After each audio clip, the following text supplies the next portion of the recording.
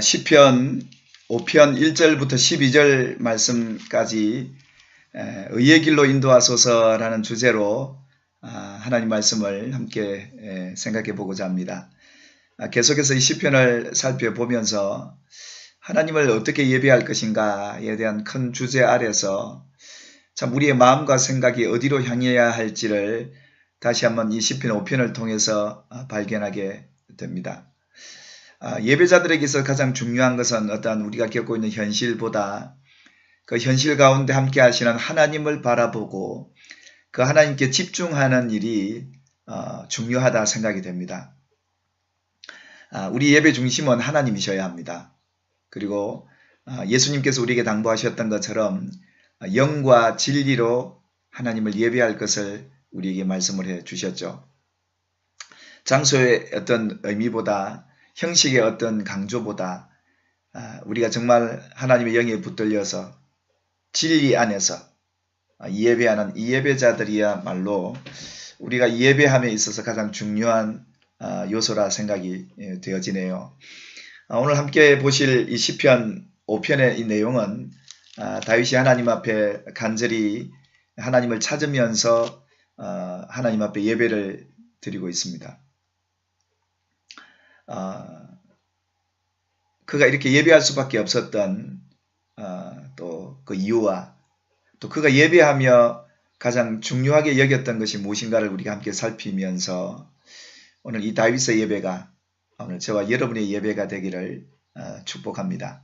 1절부터 3절 내용을 우리가 살펴보면 이 다윗이 하나님 앞에 간절함으로 하나님 앞에 서 있는 모습을 보게 됩니다. 하나님 앞에 나의 말을 들어달라고 또 나의 심정을 헤아려 달라고 또 부르짖는 소리까지 하나님 앞에 올려드리고 또 아침에 눈을 뜨자마자 또 하나님 앞에 기도하면서 정말 하나님 앞에 기도하고 내가 바랄 분은 하나님밖에 계시지 않다라고 하며 간절한 또 이 갈급한 예배자의 마음을 우리가 볼 수가 있습니다.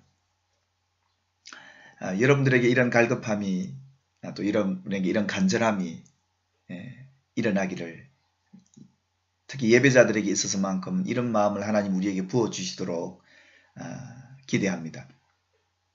다윗이 왜 이렇게 내 말을 하나님 앞에 들어달라고 간청을 하고 자기 마음이 어떠하길래 그걸 좀 헤아려 달라고 하나님 앞에 기도하고 부르짖고 작은 소리가 아니라 부르짖고 하나님 앞에 매달리고 있으며 또 아침에 눈을 떠서 정말 자기가 할 수 있는 것은 하나님 당신밖에 바라볼 뿐이었고 기도할 하나님 당신 밖에 없다라는 이런 갈급한 하나님을 간절히 찾는 예배의 모습을 우리가 보게 됩니다.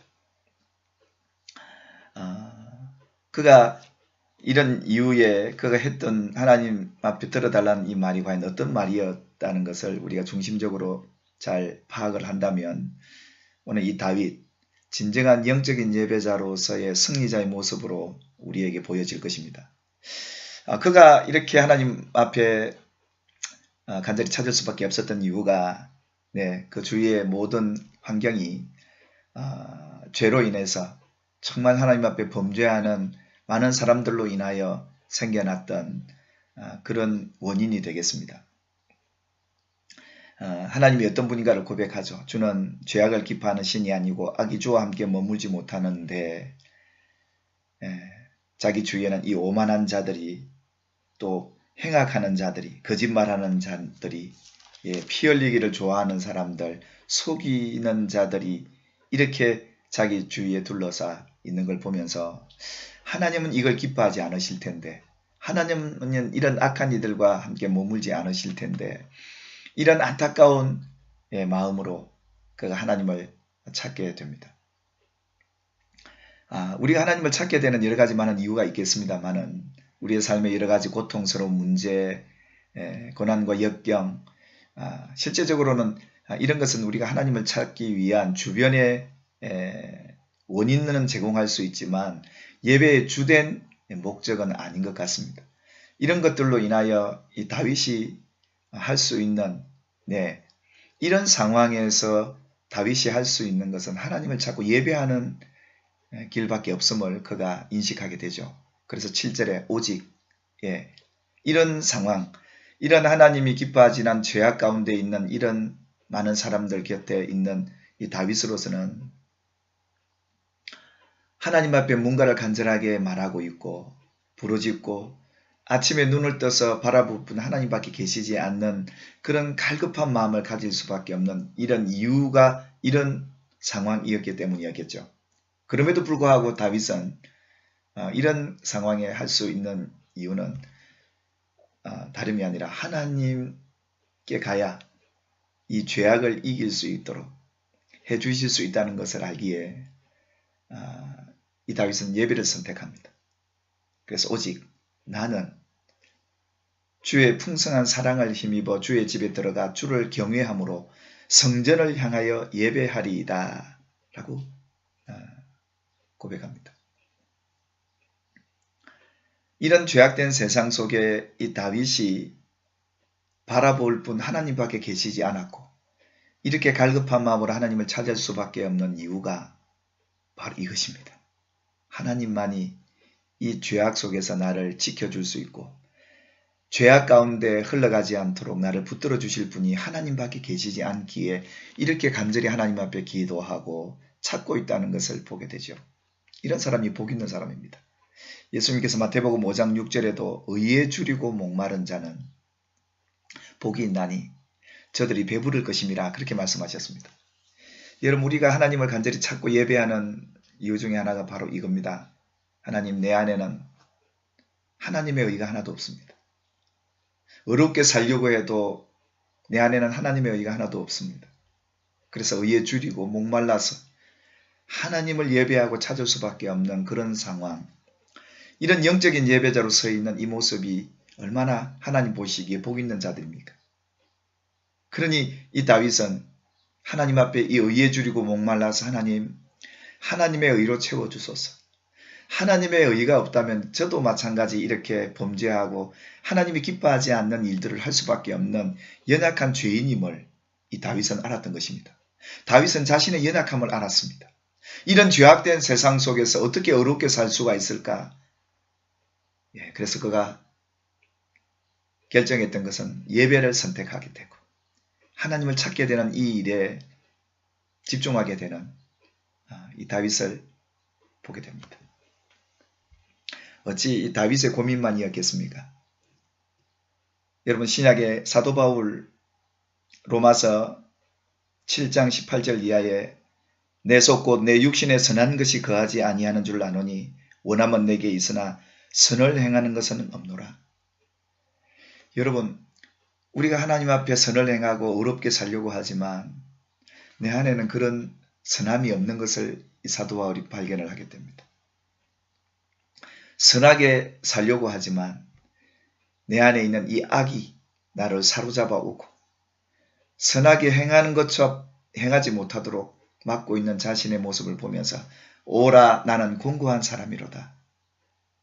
이 사망의 몸에서 누가 나를 건져내랴. 여러분 우리 안에 의로 가득 채워져 있습니까? 아니면 정말 하나님의 의가 없어 갈급해서 이런 상황 속에서 하나님의 의를 구하는 이런 영적인 예배자에 서 있는 이 다윗의 모습을 보면서 오늘 이 모습이 저와 여러분의 모습이 되길 소망합니다. 세상이 악하기 때문에 악한 자들을 비방하고 원수들을 심판해달라는 그런 기도보다 어찌 보면 범죄함 가운데 있는 그 형제 자매들이 내 안에도 있는 동일한 연약한 죄인임을 발견하게 되는 이 다윗. 이 다윗은 나아가 이 죄악된 상황 속에서 나의 원수들이라고 표현하면서 계속해서 그 상황을 하나님 앞에 아뢰입니다. 나의 원수들로 말미암아서 이 다윗이 하나님 앞에 부르짖고 내 말을 들어달라 했던 이 다윗의 말이 그의 기도 제목이 다름이 아니라 8절에 예배자의 기도입니다. 하나님을 예배하는 영적 예배자들의 기도가 이래야 한다는 거죠. 여호와여 나의 원수들로 말미암아 원수들로 말미암아 그 원수들 그 죄악된 상황 속에 있는 그 사람들로 말미암아 나는 주의 의로 나를 인도해 주소서.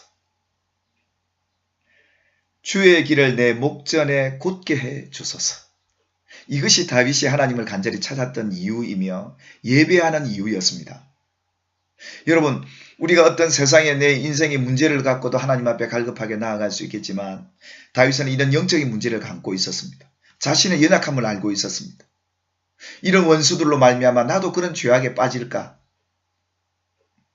나도 그렇게 불의한 길로 걸어갈까 봐 두려워서 하나님 앞에 간구하면서 부르짖기를 하나님이여 주의 의로 나를 인도해 주시옵소서. 그리고 주의 길을 내 목전에서 곧게 해 주소서. 왜냐하면 이런 원수들이 그들의 입에는 신실함이 없고 그들의 심중이 심히 악하고 그들의 목구멍은 열린 무덤 같아서 넣어도 만족이 되지 않는 욕심 구덩이였던 그들의 모습, 혀로는 아첨을 하고 이런 원수들 앞에서 내가 살아남을 수 있는 길은 하나님 나를 이들로 말미암아 저도 그런 길로 빠질까 두렵사오니 주의 의로 나를 인도해 주시고 걸어가는 이 믿음의 길에 내 목전에 곧게 구부러지지 않도록 이 믿음의 길 가게 해달라고 하나님 앞에 부르짖는 이 다윗의 이 예배자의 기도를 듣습니다. 오늘 우리도 다윗처럼 이런 연약함을 갖고 있습니다. 그래서 하나님을 예배할 수밖에 없고 하나님을 간절히 찾습니다. 내 안에는 하나님의 의가 없습니다. 여전히 내 입술은 신실함이 없고 마음에 언젠간 악한 것들이 들어와 있고 내 목구멍은 열린 무덤 같아서 아무리 먹어도 채워지지 않는 이런 지옥의 끄트머리에 서 있는 모습 같고 아침에야 살아남고 안전하게 살 수 있는 이런 상황 속에서 정직하게 살아야 할, 욕심 없이 살아야 될, 신실하게 살아야 될 이 다윗에게서만큼은 하나님을 찾는 갈급한 문제의 중심에 이 문제가 있었던 겁니다. 이것이 진정 하나님을 갈급하게 찾는 예배자의 모습 아니겠습니까? 저와 여러분 오늘 하나님 앞에 어떤 간절함, 우리의 먹고 사는 것, 입을 것, 먹을 것, 앞으로 어떻게 살 것에 대한 염려보다는 영적인 내 자신의 연약함을 깨닫고 하나님 이런 죄악된 세상 속에서 나를 붙들어 줄 분 하나님밖에 계시지 않습니다. 하나님의 의로 살아야 될 사람입니다.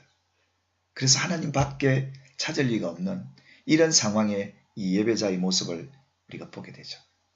그러니 이런 죄의 유혹이 강력히 우리 앞에 찾아올 때 피할 것은 주님밖에 없고 또 세상의 어떤 것을 사랑하기보다 주의 이름을 사랑하고 그분의 이름을 붙들고 예배하고 찬양할 수밖에 없는 예배자로서는 이것이야말로 우리가 해야 될 유일한 선택 아니겠습니까? 여러분 오늘 우리의 예배의 갈급함이 회복되기를 소망합니다. 정말 하나님을 간절히 찾는 이유와 목적이 이런 영적인 문제 안에서 우리의 기도의 제목이 하나님 여호와여 나의 원수로 말미암아 그 원수된 길로 하나님 기뻐하지 않은 악의 길로 걸어가지 않도록 나를 의의 길로 나를 인도해 주시고 주의 길로 내 목전에서 곧게 해 주시옵소서. 이것이 우리가 하나님 앞에 해야 될 기도의 제목이라 생각이 됩니다.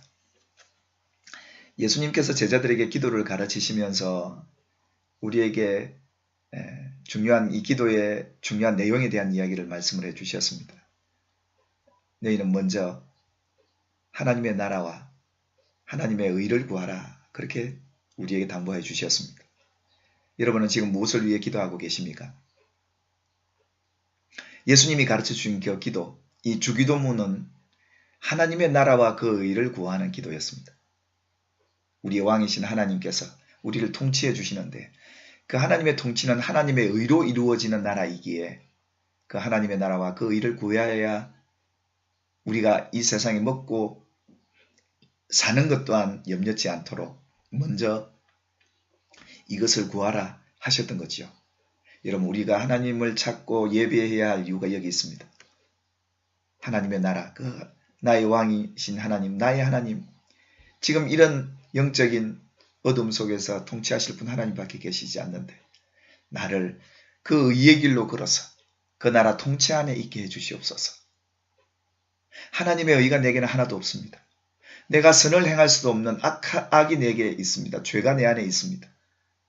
이런 상황 속에서 하나님 의의 길로 걸어갈 수 있게 인도해 주시고 주의 길, 내 목전에서 굳게 해주셔서 흔들리지 않고 뒤돌아보지 않고 그 길 걸어갈 수 있도록 도와주십시오. 그것이 이 다윗이 원수를 심판하는 기도보다 훨씬 더 하나님의 기뻐하는 제목의 기도가 아닐까요? 그러면서 마지막에 여호와여 주는 의인에게 복을 주시고 방패로함 같이 은혜로 구를 호위하시리이다. 결국은 정말 하나님 앞에 의인으로 서기를 바라는 이 다윗 보십시오. 결국은 이 다윗은 이런 악한 세상 속에서도 죄인의 길에 서지 않고 악한 자의 길에 서지 않고 오만한 자의 자리에 앉지 아니하고 오직 여호와 하나님께서 기뻐하시는 그 의의 길, 믿음의 길을 걸어갈 수 있도록 도와달라고 하나님을 이렇게 간절히 찾고 있으니 오늘 저와 여러분 하나님의 의를 위해서 하나님을 간절히 찾는 예배자로 설 수 있기를 주님의 이름으로 축복합니다. 하나님의 나라와 그 의를 구하는 믿음의 기도자로 하나님이 오늘도 세워주실 줄 믿습니다. 할렐루야. 아멘.